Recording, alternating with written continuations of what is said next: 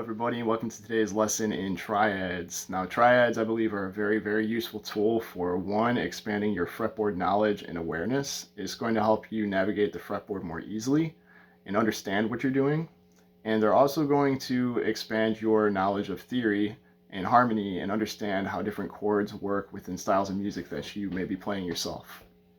So I want to start off by saying I suggest that you learn each note on the guitar wherever it exists, and the method I suggest for doing that is learning them string by string rather than in your octave shapes, which most of us probably started out doing.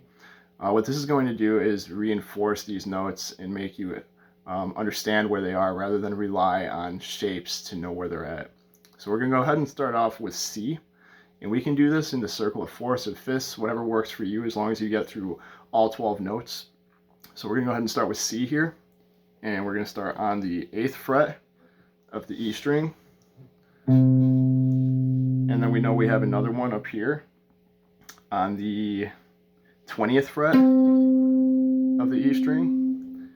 On the A string, we're going to have one on the 3rd fret. We're also going to have one on the 15th fret. On the D string, we're going to have one on the 10th fret.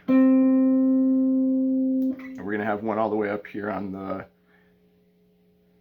22nd fret.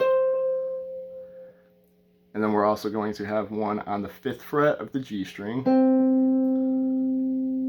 And then we're also going to have one up here on the 17th fret of the G string. And on the B string, we're going to have one here on the 1st fret. We're going to have another on the 13th fret. And then we're going to have one up here on the 8th fret of the high E, and then again on the 20th fret of the high E. So when you practice this, I would suggest just kind of going through it pretty steadily. It doesn't necessarily have to be in time as long as you know where the notes are at. So I would do it in a way that looks somewhat like this.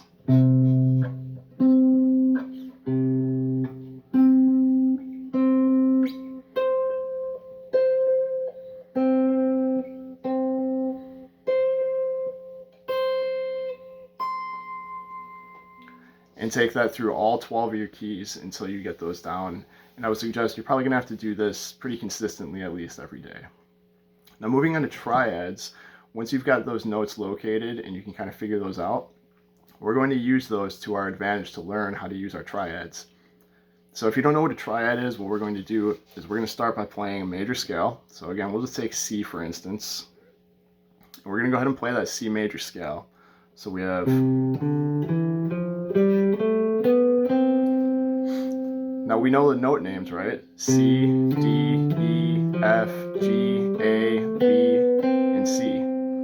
So what we're going to do is we're going to assign a number to each of those notes. So C is going to be 1, D will be 2, E is 3, F is 4, G is 5, A is 6, B is 7, and then C is 1 again.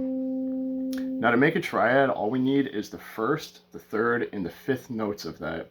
So what we're going to do is we're going to take our 1st note, C, the 3rd note, E, and the 5th note, G. So if we play those one by one, that gives us an arpeggio, C, E, and G. So those are the notes we need to make up our triad. Now on the guitar, they're arranged in a way that we can't just play them in this position together to make a triad. So we're going to have to arrange them a little bit differently. So here's where knowing our note names is really going to help us out. So we need C, E, and G. So we're going to go ahead and locate those. So I know we've got a C on the 3rd fret of the A string. We've got an E on the 2nd fret of the D string. And then we've got a G, which is open G. So if we play those together, we get a C triad. Now that's just the beginning, so what we're going to do next is we have to find all the different places that this C major triad exists across the neck. So what we have to do that is do what's called inversions. And to make an inversion, all we have to do is arrange these in a different way. So we're going to take the C that's here, and we're going to put it up here. And now we have another C major triad in a different place. So if we take those notes and frets, we know that's E, which is the second fret of the D string, open G, and the first fret on the B string. That also makes up an E major triad.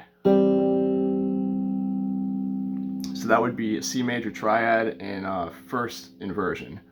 So we can take that a step further and invert it one more time, and now we can put our G on the bottom. So now we have G, C, and then we have our E on top. So that's open G, first fret on the B string will give us C, and then open E. So there's another C major triad. So what you're going to want to do next is, we just learned this in one position, so we need to move this across the neck. So we can take that same concept and we can now move these horizontally. So what we're going to do is, we have C, E, and G here. So we're going to invert that going horizontally now. So instead of C, E, and G, now we're going to have E, G, and C.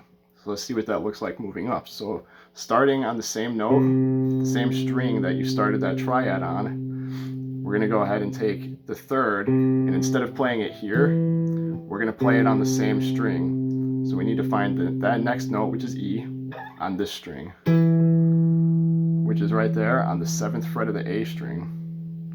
Now to make that triad, now we know that we have to take E, G, and C. So we have an E here,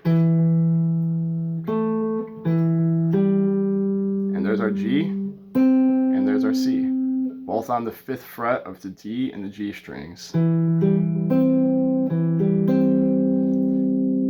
again, the same way we inverted it down here, we're going to do the same thing going this way horizontally. So if we have E, G, and C, now we're going to stick this E on top,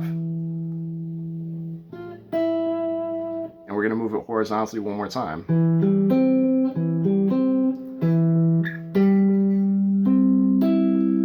So now we have G, C, and E.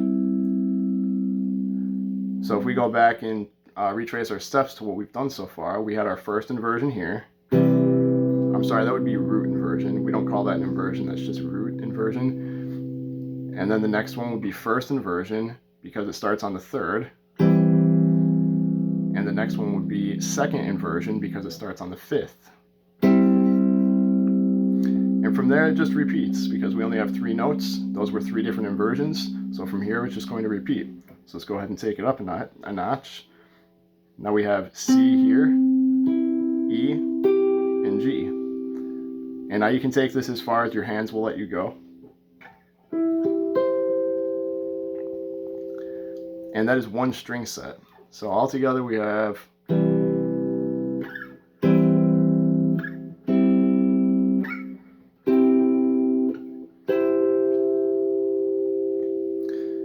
So if we did that on that string set, which is the 2nd, 3rd, and 4th strings, the A, the D, and G strings, why not do it on all the other string sets? So let's go ahead and take the lower 3 strings. So that would be our low E string, our A string, and our D string. Again, we need to remember those notes C, E, and G. So what I'm going to do is find the lowest note I can in that triad and put it on the low E string. So in this case, it's going to be G. And then we need our next note on the next string. So in this case, it's going to be C, which is located on the 3rd fret of the A string. And then we need an E, which is located on the 2nd fret of the D string. So now starting on the lowest string set, we have 3rd fret on the E string, 3rd fret on the A string, and 2nd fret on the D string. And all together, now we have another C major triad.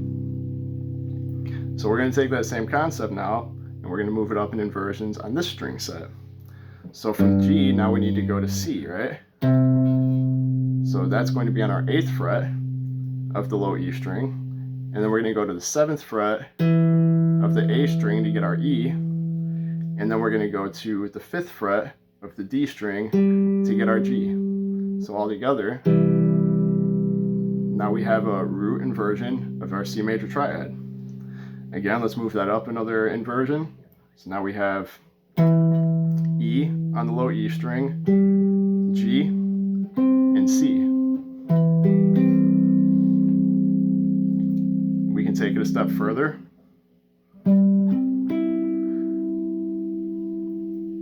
And here as well. So now we've knocked out 2 string sets, which is the first 3, and then we're going to go to the A, the D, and G strings. So now let's move to the D, the G, and the B strings and make our triads there.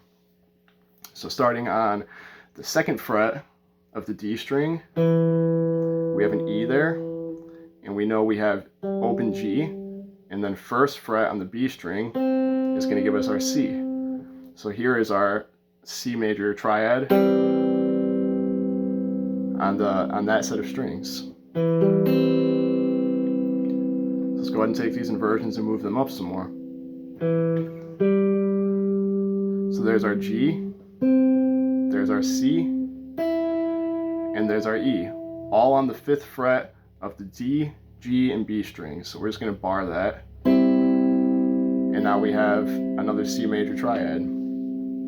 So we'll move this up to the 10th fret on the D string, the 9th fret on the G string, and the 8th fret on the B string. And again, after you've done your first 3 inversions, all you have to do is repeat those again.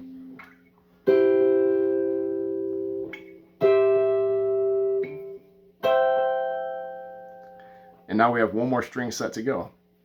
So if we start from the G, the B, and the E string, now we know we have an open G here, right? And then we have 1st fret is going to be our C, and then open E is going to give us our E. So we have here, that is 2nd inversion of C major. So let's go ahead. So we're going to go ahead and move this 2nd inversion C major triad up to its next inversion. So this is going to become root inversions. Now we have C, and that's going to be on the 5th fret of the G string, and we're going to have E on the 5th fret of the B string, and we're going to have G on the 3rd fret of the high E string. And that gives us our root inversion of a C major triad. So we're going to take this up one more notch. Now we have our 3rd, which happens to be on the 9th fret of the G string. Our 5th is going to be on the 8th fret of the B string, and then our root is going to be on the 8th fret of the high E string. So here is our next inversion. And again, from there, those are our 3 inversions. So again, we're just going to repeat those up an octave. So now we have, right?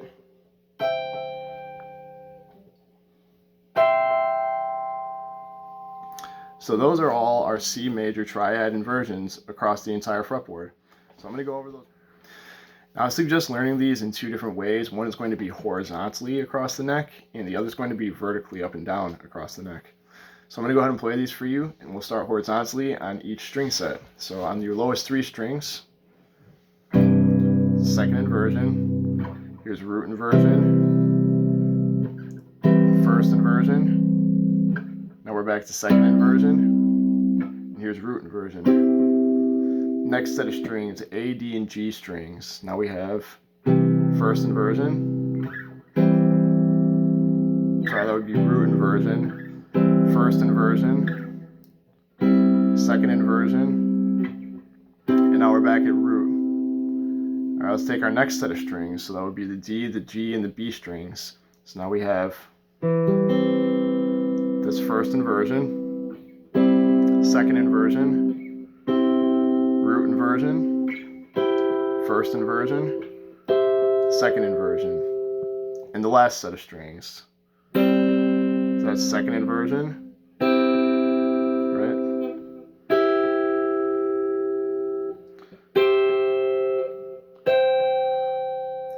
So we just did horizontally across the neck. So now let's connect these vertically and see how that looks. So we can do this a couple of ways. Let's start here. And as we go through this, we're going to just change string sets for each inversion now. So now we have here, right?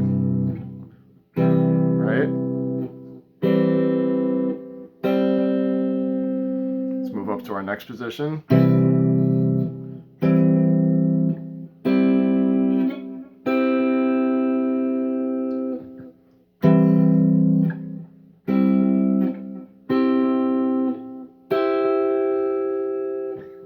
Again up here.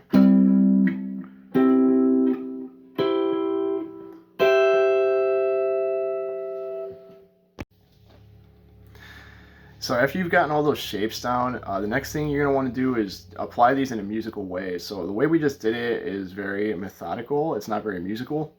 So the way I suggest doing this is using backing tracks. I think backing tracks are a really great tool for practicing concepts you're working on. So what you're going to want to do is learn all of your inversions in all 12 keys, and don't just do your major ones, do your minor ones as well. As well as, I mean, whatever other harmony you're working with, diminished or dominant, apply the same concept to those. And if you've gotten a good handle on them, then you're going to want to use like a backing track. There's a guy by the name of, well, his YouTube name is Elevated Jam Tracks, and he makes really, really good backing tracks. And I will go ahead and tag that in the description here so you know where to find those. And as you go over these backing tracks, you can just go ahead and try to apply these triads to the chords as they pass by. The nice thing about Elevated Jam Tracks is he has the chords passing by on the screen for you while the jam track is going. So that's a big help for sure. So go ahead and check that out. And I'm going to let a little clip play of me applying triads to a jam track. So enjoy that.